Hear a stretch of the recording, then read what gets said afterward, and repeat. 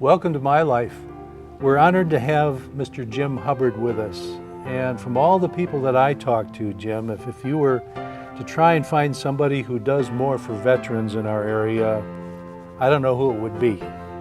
Well, Because you're at the top of the list for that sort of thing. And not only that, but I'm told that you were recently appointed the National Commander Yes, of the I made the VFW. All-American title. It was wonderful. Yep. Okay, and you're a Vietnam War veteran. Yes, I You've am. got numerous awards, and we're going to get into that in a little while. But first, let's talk about the distinguished honor of being the National Commander of the VFW. How do you get to be the National Commander? Well, I look at it this way. The post and all the members of the post are doing the right things. There's a list of quite a few things that you have to do for each month, and we are doing that as a post.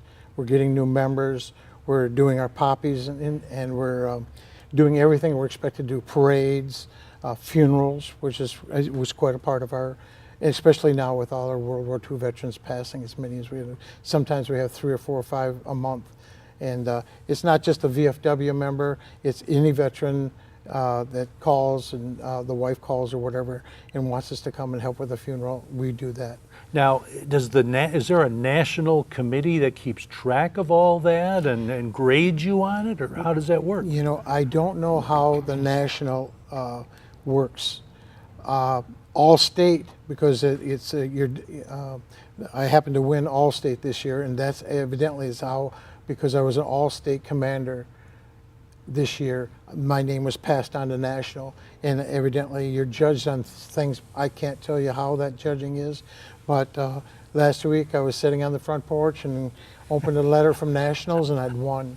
And about 10 minutes later, my wife called me and said, "Jim, you've won the National Commander." It's called the All-American Commander, and it was just what an honor to win. So somebody Right. went to the guys at National and said, "He's your man." Well, we do a lot at the post level. I understand. And it's what we're supposed to do. Okay, very good. You're a Vietnam veteran, and you've got some great stories to tell about that, and you've won some great awards. Why don't we move on to that area before we go deeper into your past? You brought this uniform here for us to hold up.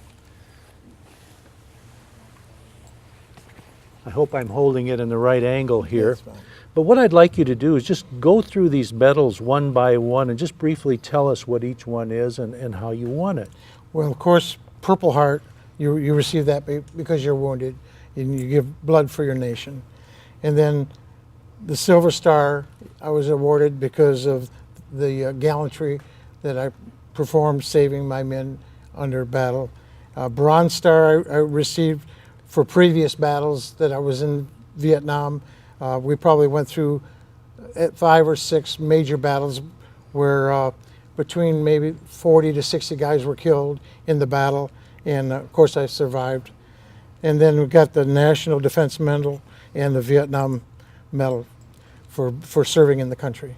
The one that kind of means the most is the Silver Star, of course, but then this one here for gallantry.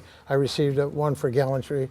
That's when you just give your all for your men and your country, and I was awarded that. It was really means a lot to me, the gallantry, and of course the Silver Star.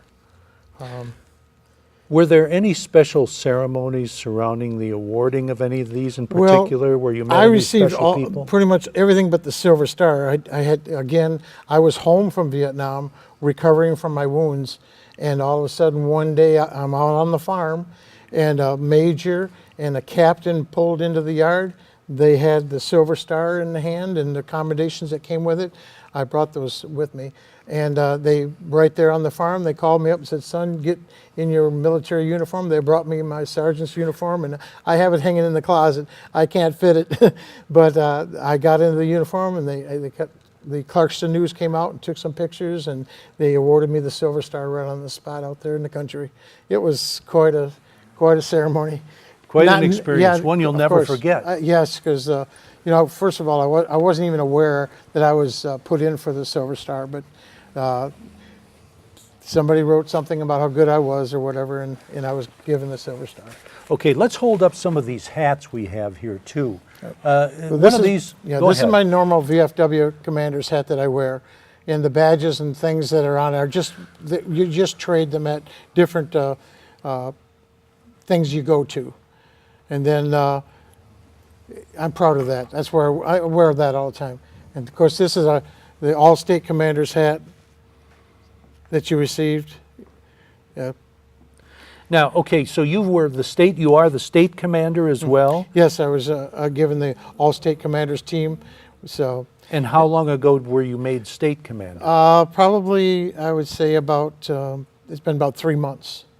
So you're relatively new Yes, at the this state is all- command. this So is all they surprise really, to me. they really gave it to you all at once, didn't Yes, they? evidently when you win this, then your name is put in for the All-American Commanders team, and I did receive that. Like I said, this is probably 10 days ago. Okay, it and was this is just a wonderful- really the top honor. Yes, it's the top honor the for the VFW. VFW. Okay, the top let's talk a little bit more about the rest of your life. Okay. Now, you're a longtime resident of Lake Orion, is that right? Well, I moved here in 1968, just after recovering. I came home early '68 and didn't really want to stay on the farm, but I was getting mended up, and I saw this cute little girl walking on down the street, and one thing led to another thing, and we got married and had 3 children, and I moved here in 1968 Okay, let's go back a little bit farther than Sure. that. Where were you born? in a little town called Andersonville. It's a little village just out of Clarkston. Okay. Yep. So I'm the not oldest that of- far away, Yep. though. I'm the oldest of 12 children. 12 children. Yep. Of course, remember back on the day, everybody on the farm had to have children to help do all the stuff. Now, your parents were farmers. Yes. Yeah. And my dad also worked on tractors for a living. How far back would you have to go to find out what generation in your family was first to come to this country? You know, I am a member of the Patriots and Founders. My family came over on the Mayflower. So you can go back, and you all the were way able back. to Yes, I document can go all the way that back. a long I could have brought way. I could have brought all the documents. Yes, I've gone all the way across the Mayflower and got all the things in England and everything that we come from. So Wow, yes. you're very fortunate to be able to do Well, that. we're patriotic, you know. That my family. So that's something that's been passed down. Well, to- yes. If you drive down my street, I've got flags on hanging from the porch and everything. I've always been patriotic. Our whole family has been patriotic. Well, let me ask you this. What do you know about your father and grandfather as far as being in the military goes? Yep. My grandfather was served in World War I. My father served in World War II. I served in Vietnam. So it's definitely It's been always been. definitely been in the family. Always been. Okay. Yep. All right. Tell me a little bit about your upbringing on the farm. What are some of the things that stand out in your mind about that? Well, to be honest, not many good things. Because you got to remember when you're up at 4 in the morning milking cows all day, and you get home from school and you're milking cows all day, and if you're not milking cows, you're driving a tractor in a field, disking and plowing. One of the things I absolutely hated, I was probably 12 or 13 years old, for years, being the oldest, I had to cultivate corn. I hated cultivating corn. I mean, you just cultivate corn from dawn to dark, week after week, month after month. It just seems like the job is never done. I just hated it. Let's hold that thought because we have to take a brief break, but we'll be right back. Hi everybody, I'm Terry Stiles. Hi, everybody. I'm Bill Service, and I'm the producer of Our Community Access. Terry and I started our show 8 years ago to bring our community into your living rooms. Our Community Access is a show born from the rich diversity of our community, and we want to brag about it and the people creating that diversity. Over the years, we've been from fox hunts to beekeeping and right in your own backyard. We welcome new businesses, chamber fashion, senior hobbies, class reunions, and much, much more. We've covered all our celebrations from Leonard Strawberry Festival to our premier Lone Ranger Parade. But there's still more avenues that we plan on going on. So watch our Community Access at 9:30 and 5:30 every day, and you have a great, great week. Okay, so we're back with Jim Hubbard, who hated cultivating corn. Yeah, absolutely. Is that right? Why did you Absolutely. hate cultivating corn? Because you started at the first daylight and you were in the field till dark. And it was just, you're just starting your life. You're 12, 13 years old. You look to your neighbors, they're all playing baseball or playing basketball, having fun. You're riding an old farm all tractor that's hardly put together with bale and twine and wire and just out there for hours and days and weeks on end just cultivating corn. You really learned how to work, though, being Oh, on yes. the farm, Yeah. didn't you? Now, Absolutely. you were the oldest of 12 Yes, kids. the oldest of what 12. did that mean as far as your role in the family? Well, you were expected to do everything. Yeah, babysit kids, make sure all the chores were done. Really, you didn't have much of any life. You just had such a routine. You're up at about 3:45 in the morning. You're out in the barn at 4 o'clock. 4 to 7 is milking. 4 to 7 in the afternoon, in the evening when you get off school is milking. As soon as that's done, you just rush to get some sleep, and you're back up again. It's a pretty tough life for farmers' kids. And then again, what really stood out too is when you go, especially when you start high school, when you walk to your high school for the first day, and you smell like the barn because the barn is in you. It was a very a negative. Not the most pleasant It was not, experience and not, you've ever not, had. not to go to school. Now, the Yeah. only time we were praised is when we were all on the local football team and we won all the championships. They didn't care Yes, what you they didn't smelled care. like then. Absolutely. But I tell you, it was a tough life. Let's go back to grade school. Sure. Where did you I go can't to grade really. school? It was a little town in Andersonville. There's a little teeny school there.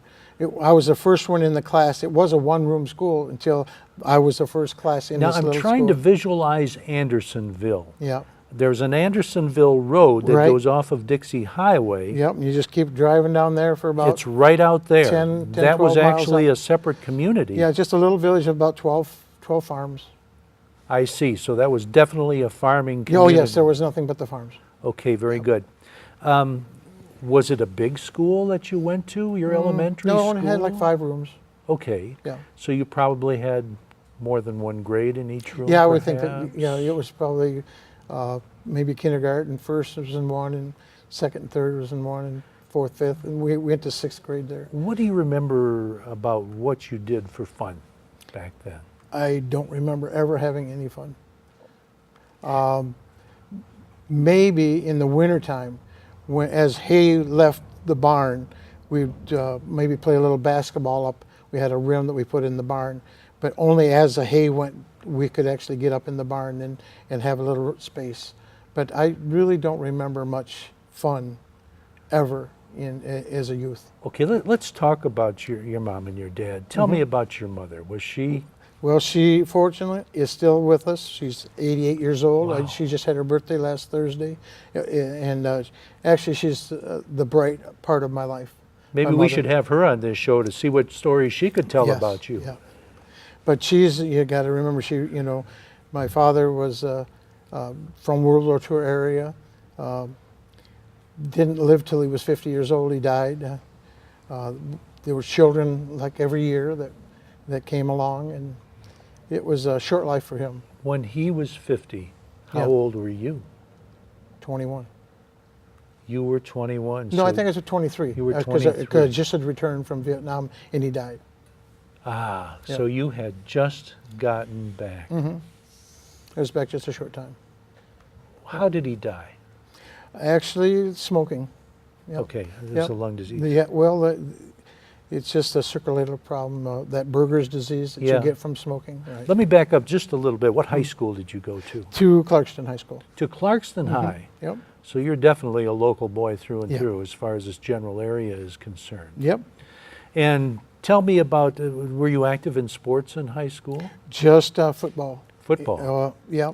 It was pretty tough to be there too, because my father absolutely was so upset when I joined the football team, because you had to practice after school, and milking's going on, and he was very upset that I took time away from the farm to do football. My mother had to put up quite a fight to let me do what little I did do. So she went to bat for you. Oh yeah, for everything in my life. In fact, when I graduated 8th grade, my father had a fit that I was going to 9th grade.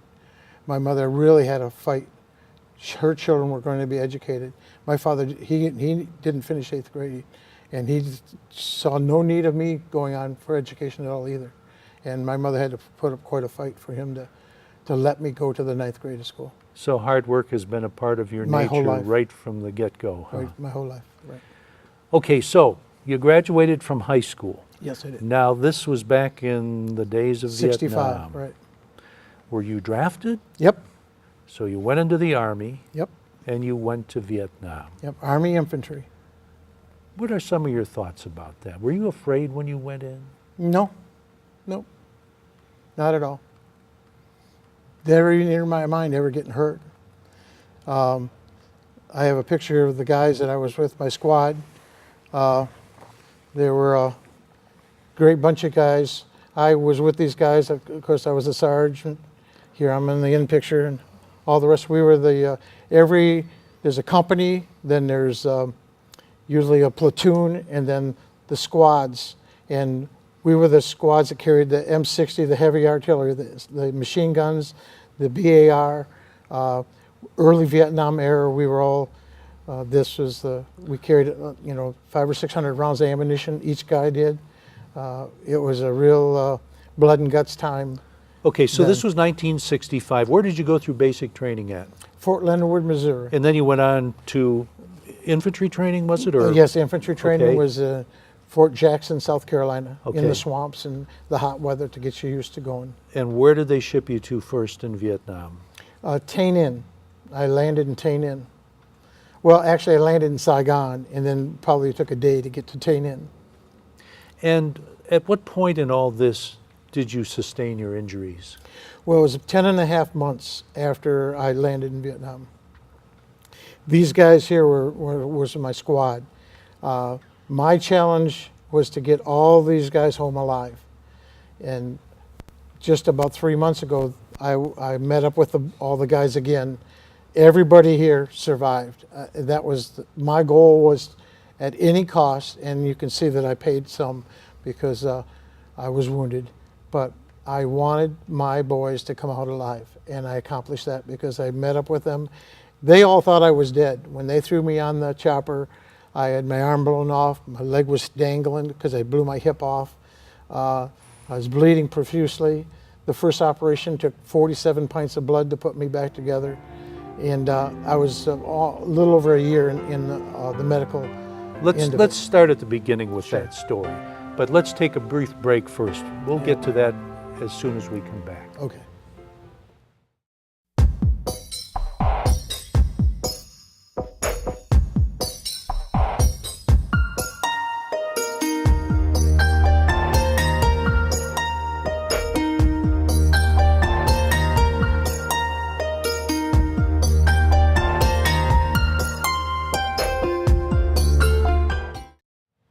Back with Jim Hubbard. Jim, let's talk about exactly what happened to you in the war. You want to tell us more about that?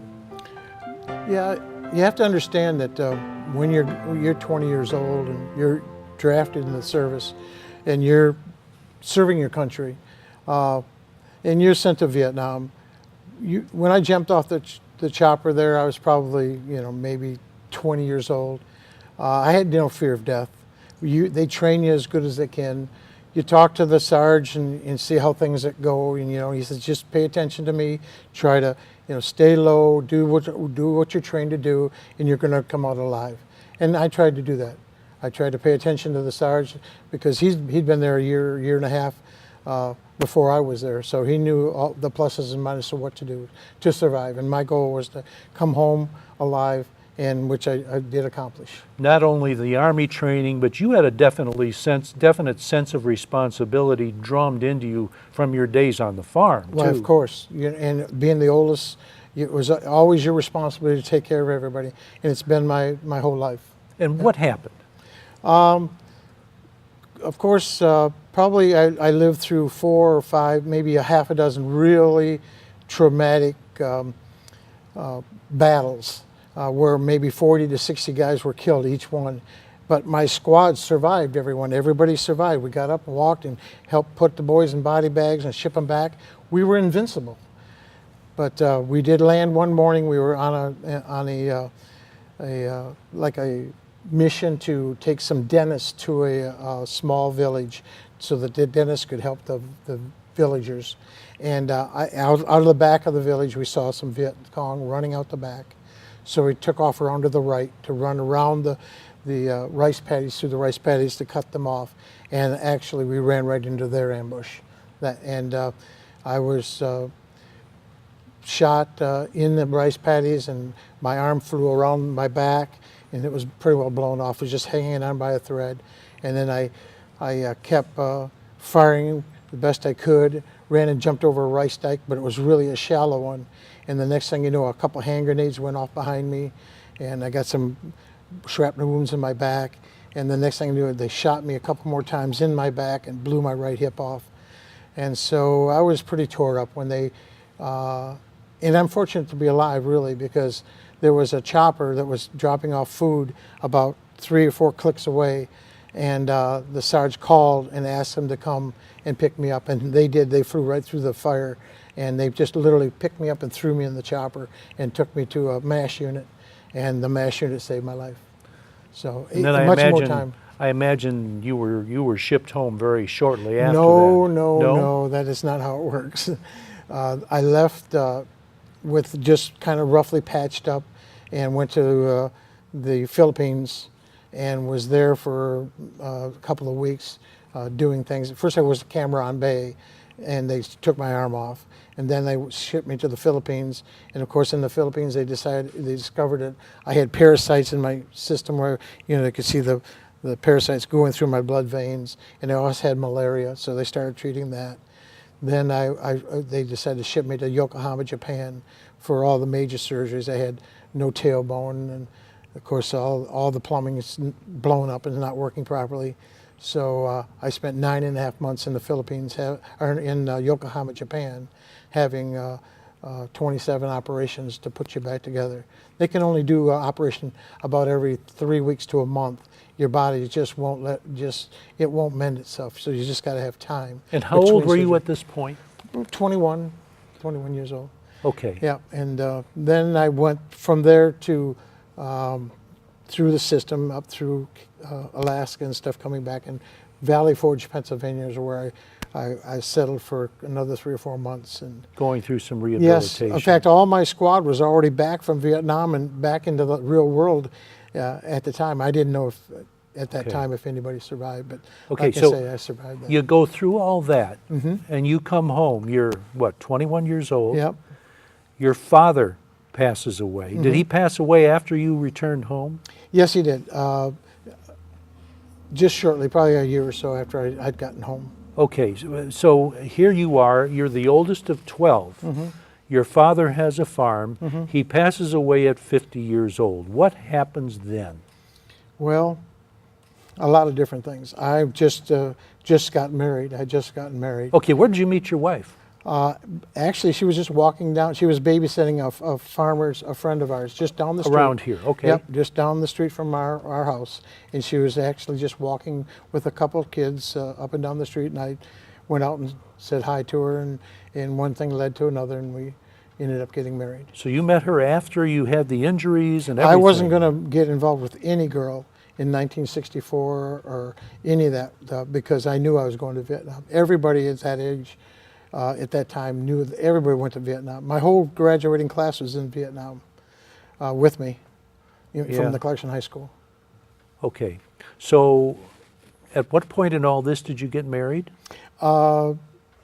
We got married in 1969, June of 69. And how far was this after your father's death? Well, he died just after that. After that. So you were married when your father passed away. Right. Tell me, what was going on with the farm then? Well, we just had to start selling it off. Okay. Yeah. So the family had to get out of the farming business. Now you Yep. had 11 brothers and sisters, right? Yep. What were they doing at the time? Did they also want to not be involved with farming anymore? Yeah, it's pretty much when you grow up on a farm and the decisions made to start selling things off and continuing on, that's what you do. I mean, everybody's just trying to get out. The real world, people don't understand really how hard farmers have to work. And it's a begrudging job. It's every day, all day, every day. No holidays, no Sundays, no time off. It's just always there. Right. And always the work, the work, the work. Okay, so you sold off the farm and Mm-hmm. then you moved. Where did you move to? My wife and I moved here to Lake Orion. Okay. Yep. I wanted to be just a little ways from the folks so they didn't really get into our business and we could raise our families the way we wanted to, you know. What year would that have been? 1969. Okay. Yep, June of 69. Okay, and then you started having a family Mm-hmm. at that point? Well, it took 3.5 years Yeah. before our first son was born. But How many children did you have? I have altogether? 3 sons, Tim, Todd, and Troy. Do they all live around here? One lives in New York State, right, but the other boys do live. One's here in Ortonville and one's in Holly. Ah, So, okay. yep. Well, New York State's not a bad place to go to once in a while. No, he lives out. His closest neighbors are our cows. Is that right? Yeah. In fact, he lives really close to one of the largest dairy farms in America. They have 3,500 head that they milk every day there. All right, now, Yeah. okay, so after you come back, after the rehabilitation, after you got married, you lost your father, you sold off the farm, you didn't sit around feeling sorry for yourself. No, you can't. 1 second after these things happen, you've got to figure out what you're going to do with your life. You can't. There's no looking back. You just got to move forward. So now you've got a wife and a family to support. What did you do? I found a job that I absolutely loved, and that was a surveying property. I worked for Glenn Heil Surveying here in Lake Orion for 25 years. Then when he decided to retire, I went to Keith Engineering in Clarkston, and I did about 16 years for Keith Engineering in Clarkston. So I've got about 42 years of surveying before I stopped surveying. So you worked in surveying until yep. you retired? Well, it just got a little bit tough to do the job, Yeah.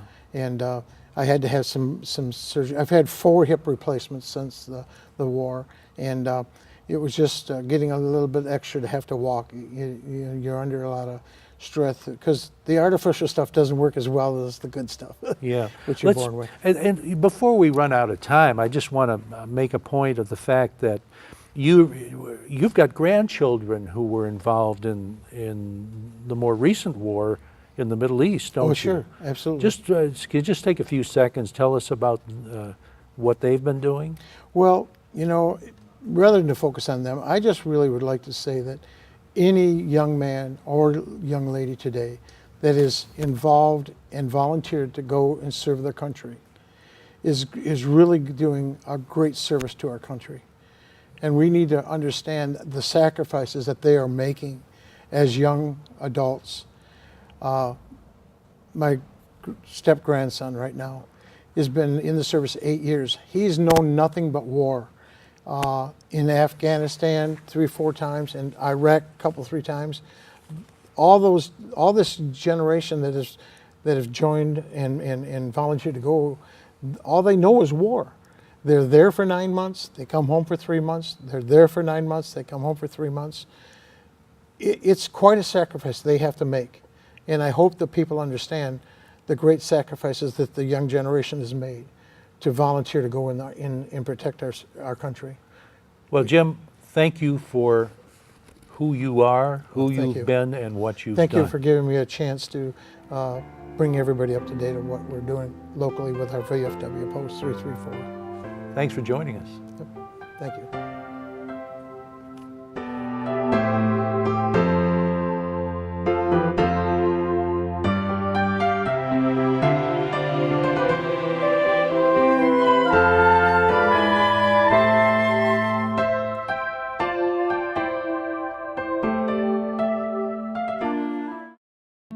You're watching OCTV, Oxford Community Television, serving Oxford, Addison Township, and the village of Leonard.